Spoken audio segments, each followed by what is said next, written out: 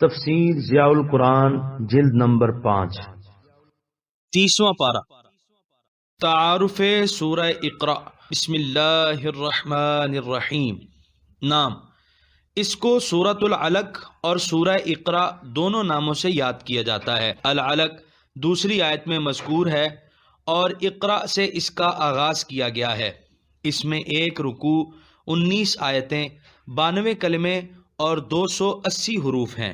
نزول صحابہ کرام رضی اللہ تعالیٰ عنہم کی ایک کثیر تعداد، جن میں ام المومنین حضرت عائشہ صدیقہ رضی اللہ تعالیٰ عنہا، ابن عباس، ابو موسیٰ اشعری رضی اللہ تعالیٰ عنہم کے اسماء سر فہرست ہیں، اور بے شمار علماء تفسیر کا یہ قول ہے کہ نزول قرآن کا آغاز اسی سورت کی پہلی 5 آیتوں سے ہوا، بقیہ آیات بعد میں نازل ہوئیں۔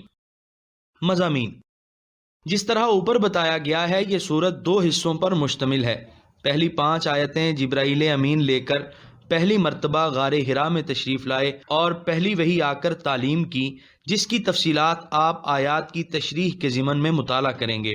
سورت کا دوسرا حصہ بعد میں اس وقت نازل ہوا جب حضور علیہ الصلاۃ والسلام نے حرم شریف میں نماز پڑھنی شروع کی۔ حضور صلی اللہ علیہ وآلہ وسلم کا انداز عبادت اہل مکہ کے لیے بالکل انوکھا تھا۔ لوگ دیکھ کر حیران ہوتے اور گزر جاتے، لیکن ابو جہل جو جہالت میں اور اجڑ پن میں اپنی مثال آپ تھا، وہ اس انداز عبادت کو دیکھ کر ضبط نہ کر سکا اور دھمکیاں دینی شروع کر دیں۔